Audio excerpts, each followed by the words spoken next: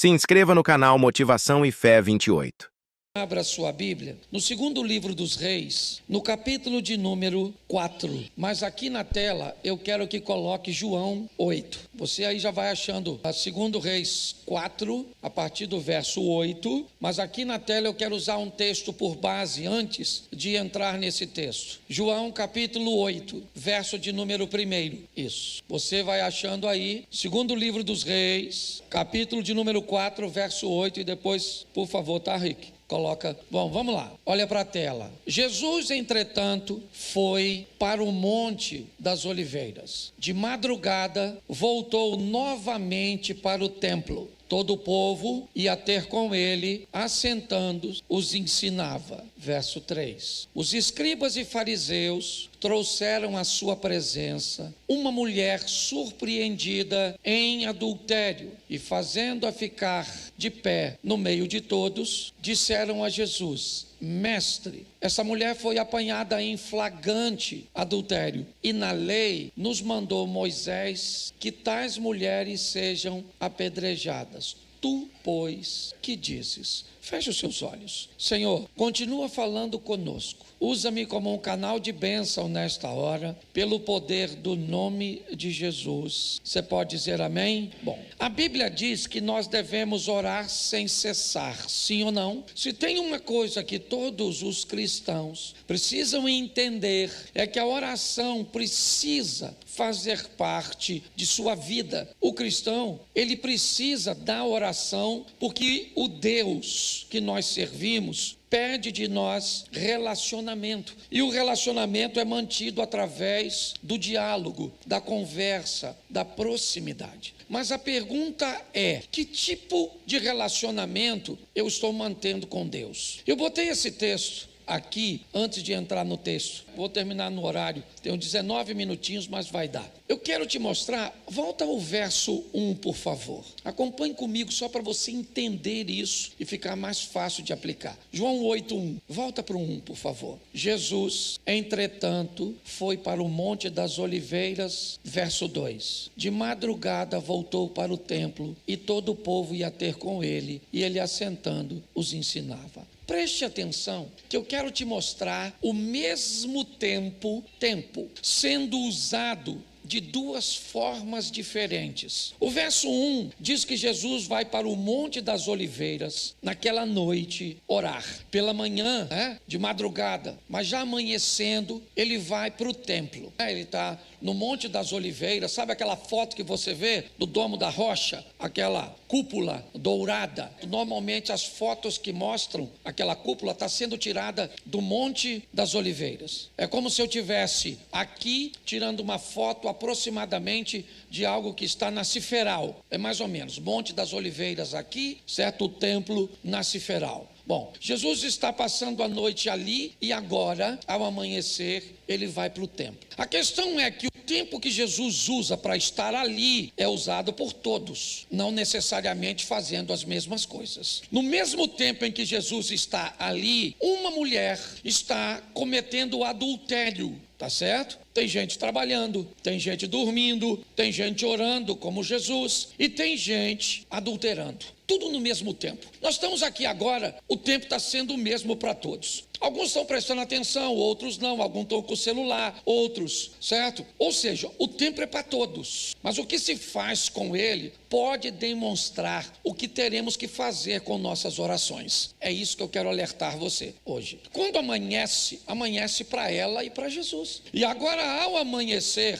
ela precisa de uma ajuda que Jesus não precisa. Ela está exposta a uma vergonha que Jesus não está. Mas qual é a diferença entre ela e Jesus? É o que ela resolveu fazer. Eu vou ter que orar sempre. Mas me ajude aí. Será que eu preciso orar como todo mundo ora? Será que algumas pessoas não precisam usar o tempo de sua oração, estabelecendo uma conexão com Deus para corrigir coisas? E naquele mesmo período, alguém pode estar orando de uma forma muito mais suave, muito mais leve, porque tomou decisões diferentes. Nós vamos orar sempre, mas a pergunta é: eu estou sempre apresentando a Deus as minhas dificuldades, os meus problemas, ou será que eu já aprendi a viver de uma forma onde os meus problemas foram minimizados pela minha obediência e pela colocação das instruções do Evangelho na minha vida. Eu acho que vale a pena nós refletirmos sobre isso. Parar de orar nunca, orai sem cessar,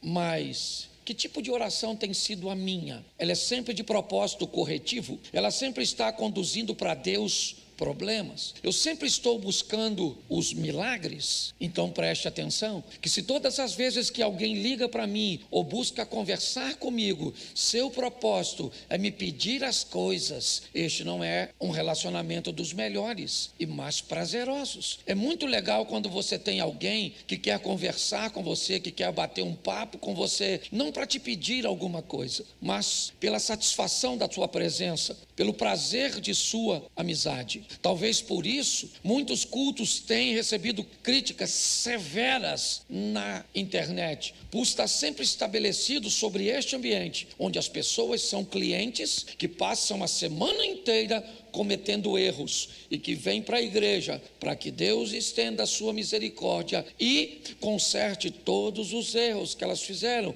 na parte financeira, com sua saúde, com seu casamento, com seus filhos. Então eu quero te mostrar hoje, neste culto de família, já vou ler um texto falando de família, para que você avalie qual é a pauta, tá bom? Qual é a pauta de sua conversa com Deus? Quando casais me dizem, eu pergunto para os casais, e aí, como é que está a comunicação? Não, a gente conversa pra caramba. Não, eu não estou perguntando o tempo de conversa. A minha pergunta é a pauta da conversa. Tem casais que conversam muito, porque precisamos pagar, porque precisamos fazer, porque os meninos estão isso. A pergunta seria, quando é que a conversa envolve vocês dois? Quando a conversa fala de vocês, de como está a nossa amizade, nossa intimidade? A pauta, ela é muito importante. Então, quando nós vamos falar em oração, é importante entendermos com que pauta nós temos orado. E isso talvez possa definir nosso relacionamento com Deus. Se você só leva para Deus problemas, eu entendo isso perfeitamente. Mas a pergunta é, sua vida não anda bem e seu relacionamento com Deus também não. Quando você continua orando sem cessar, mas não por ter uma necessidade de apresentar problemas, mas sim pelo prazer de sentir e ter a presença de Deus na sua vida, isso significa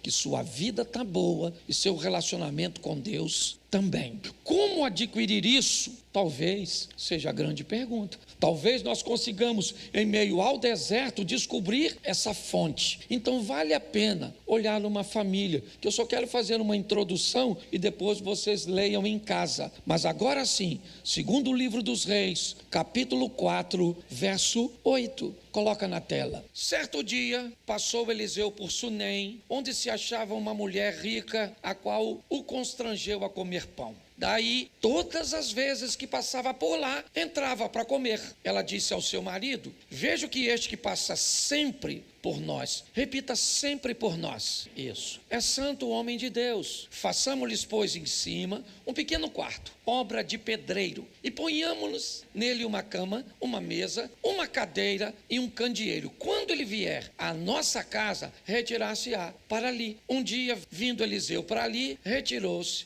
para o seu quarto e se deitou. Olhe para mim. Vamos dar uma olhada nessa família, ok? Marido e mulher, são só os dois. E a formação simples, básica de um novo núcleo familiar. Uma nova família se forma quando alguém oriundo de um lar se une a outro e agora eles formam um novo núcleo familiar. Uma nova família está nascendo. Tá certo. Eles estão caminhando juntos, situação econômica boa deste casal, são parceiros, ok? Costumam construir as coisas juntos, uma boa esposa e um bom marido. Se você for olhar este relacionamento de perto, você vai descobrir algumas coisas bem legais sobre ele. Olhamos uma mulher dinâmica que é capaz de convidar um homem na rua para ir à sua casa, mas olhamos uma mulher submissa que antes de tomar decisão, consulta consulta seu marido. Nós vemos uma parceria, quase uma sociedade, uma cumplicidade, um casal bem alinhadinho, tá certo? E o texto diz que essa mulher rica, que morava em Sunem, ela começou a ver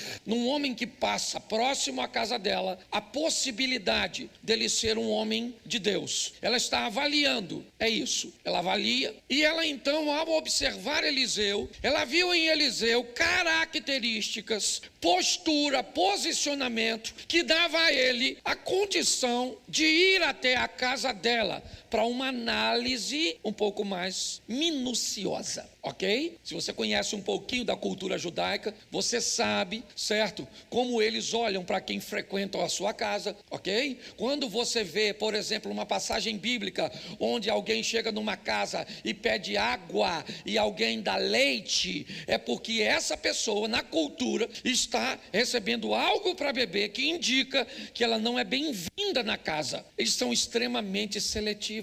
Se forem fazer negócios, não gostam de ser vistos sentado à mesa com qualquer um, principalmente os mais ortodoxos. Eles têm uma visão: se eu me sento na mesa com você, Lucas, eu estou validando você. Se eu permito que você faça parte de minha intimidade, eu valido você. Então ela observa ele de longe, e ao observar de longe, ela acredita que ele pode frequentar sua casa. Ela então leva Eliseu para sua casa, apenas para um lanche, apenas para uma comida, algo muito pontual, tá certo? É um momento que ela vai avaliar se ele não é apenas uma impressão, se ele não é apenas uma visão à distância, ou se ele tem qualidades que dará a ele o passaporte para frequentar a casa dele, ou a casa dela. Automaticamente, Eliseu vai fazer a mesma coisa. Um dos homens mais seletivos do Velho Testamento, ele é. Se ele vai à casa daquela mulher e ela não se veste direito, não se comporta direito,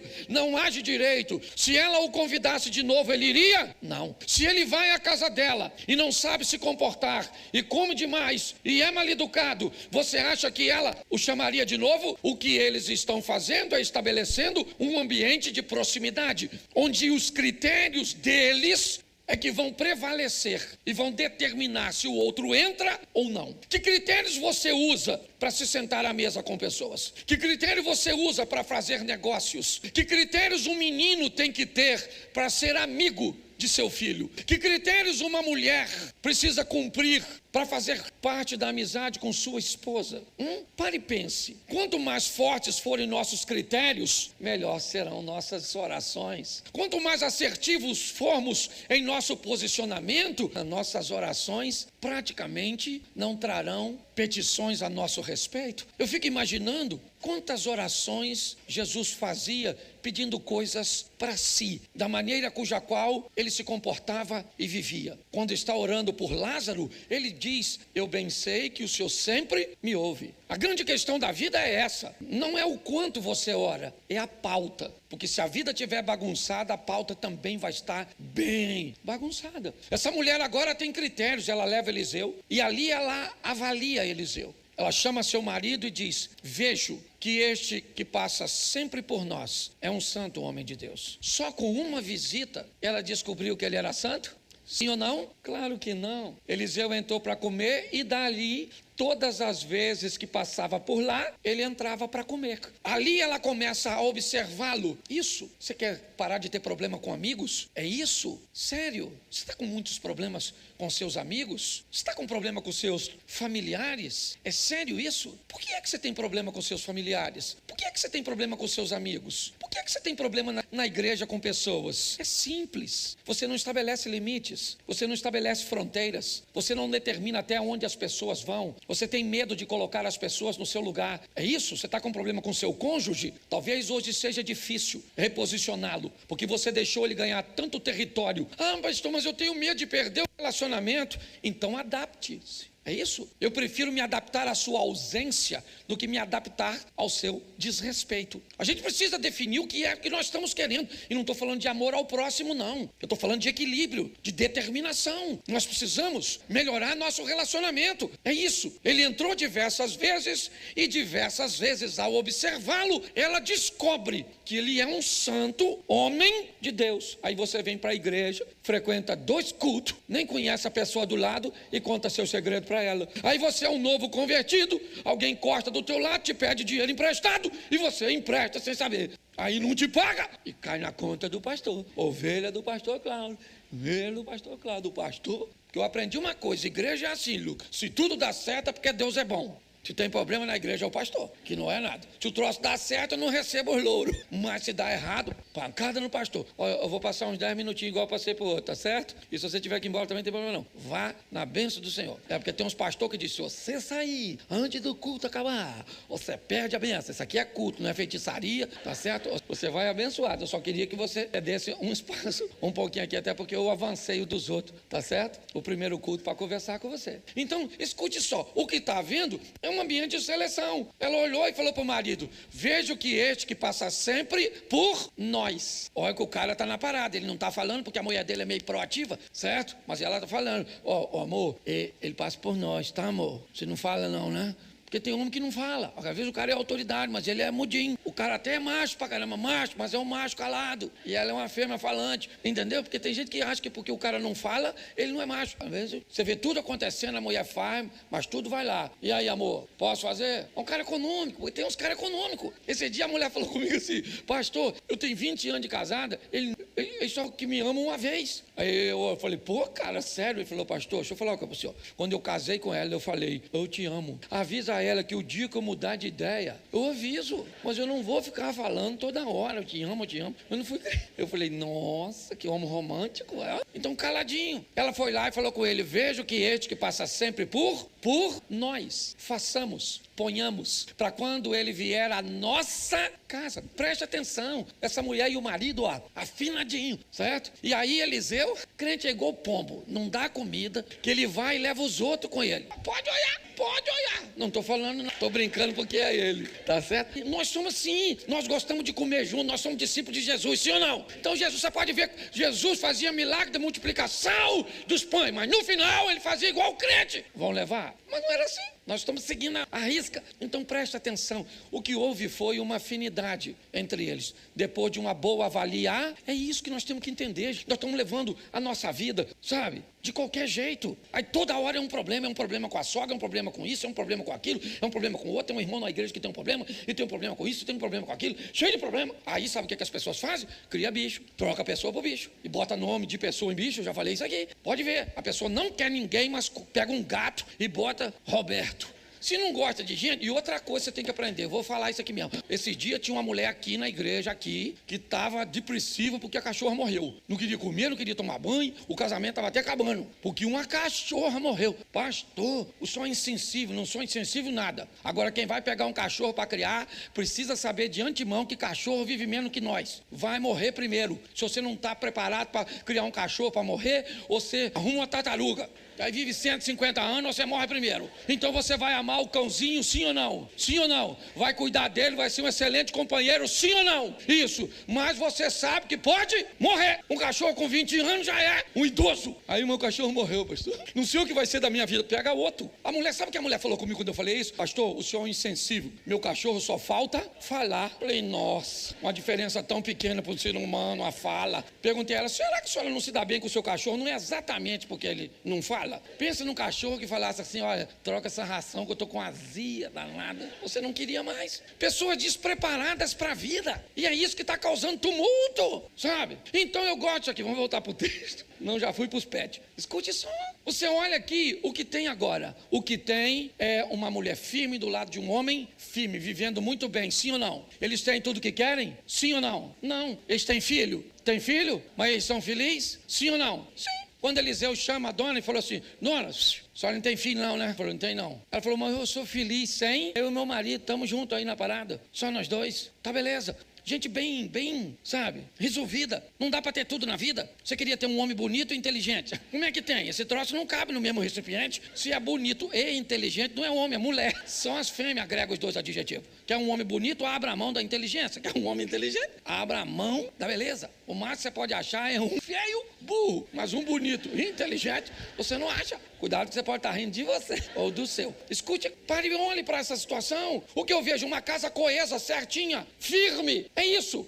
Eu fico imaginando que tipo de oração tinha essa mulher. Ela pedia dinheiro a Deus, sim ou não? Pedia um bom casamento, sim ou não? Pedia filho, sim ou não? Não! Suas orações estavam pautadas em agradecimento. Senhor, muito obrigado por aquilo que o Senhor nos deu. Temos recursos materiais, sim ou não? Temos um bom casamento, sim ou não? Temos saúde, sim ou não? Temos filhos, não? Não, porque não dá para ter tudo. Gente madura sabe que isso é impossível. Ninguém tem vida perfeita. É assim que funciona. Mas esse ambiente trouxe para a casa dela algo que ela não pediu. Ela não pediu. Ela estava bem sem filhos. É muito legal quando você ganha o que quer, mesmo sem precisar pedir. O nome disso é honra. Obediência é diferente de honra. O obediente é aquele que faz aquilo que foi determinado. Quem honra faz aquilo que sabe que o outro quer, mesmo que ele não tenha. Essa foi a diferença de Davi para Moisés. Moisés era um cara obediente. Faça um tabernáculo. E ele fez. Davi disse, moro na casa de cedro, a arca está numa tenda e eu quero fazer um templo. Deus disse a Natã, eu nunca pedi templo para ninguém. Davi vai oferecer a Deus aquilo que Deus não pediu. Essa mulher agora vai engravidar, não porque pediu, não porque tinha necessidade, não, ela queria. Lógico que ela queria. Era o sonho de toda mulher. Ela mesma diz, não brinca com a tua serva. Não brinca. E ela ganhou um filho. Assim aconteceu. A minha proposta é deixar para mim e para você hoje uma vida mais suave. Pastor, o senhor está dizendo que se eu fizer tudo certo, vai dar tudo certo? Não, não é isso que eu estou dizendo. Eu estou dizendo que se você fizer tudo certo, você viverá o que disse Jesus. No mundo tereis, sim ou não? Mas eu vim para que tenham e a tenham em... Então preste atenção. Vamos botar os pingos nos is, para ficar redondinho o nosso entendimento. Segundo a Bíblia, a minha vida, o prazer de viver, as vitórias serão muitas e os sofrimentos serão pontuais. É só isso. Quem vive de forma assertiva sofre muito menos em quantidade e em intensidade. Quem banaliza suas decisões e suas escolhas sofre muito mais em quantidade e muito mais em intensidade. É só isso. No final, vai morar todo mundo no céu. Eu acredito nisso. Com uma vida bem diferente aqui na terra. Você só precisa... Eu estou falando isso porque eu sou pastor. Isso não é mensagem de pregar na igreja dos outros, não. A verdade, essa é uma mensagem para eu pregar na igreja que eu sou pastor. Porque na igreja dos outros eu vou encontrar uma pessoa uma vez e nunca mais eu vejo essa pessoa.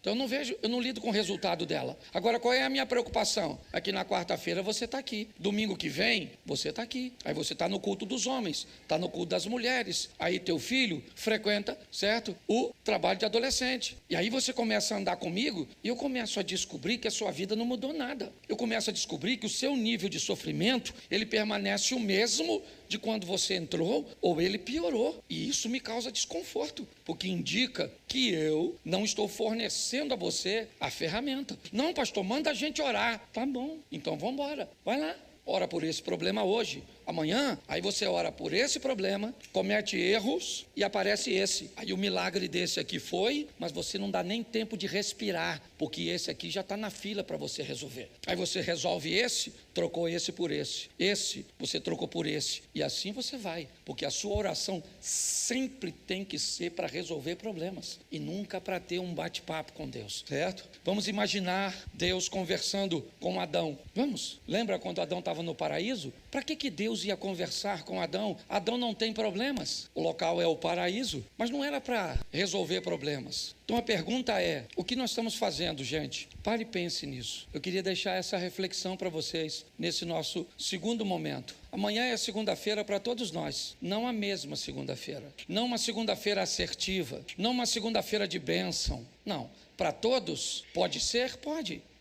Era 3 horas da manhã, Jesus está andando em cima d'água, tem 12 discípulos dentro do barco, sim ou não? Sim ou não? Quantos discípulos podem andar em cima d'água com Jesus? Quantos andaram? Mas quantos podiam? A noite era a mesma para todos? Jesus era o mesmo para todos? A oportunidade era a mesma para todos? Mas quantos aproveitaram a oportunidade? A vida é desse jeito. A semana começa hoje, não amanhã, ok? Eu queria encontrar com você na quarta e no domingo e você me dissesse, pastor, o negócio começou a andar diferente. Eu comecei a me sentir mais abençoado. As coisas parecem que estão me favorecendo. A mão de Deus parece que está se movendo a meu. Quando você olhar direitinho, você vai descobrir que tem menos a ver com Deus e tem mais a ver com suas decisões.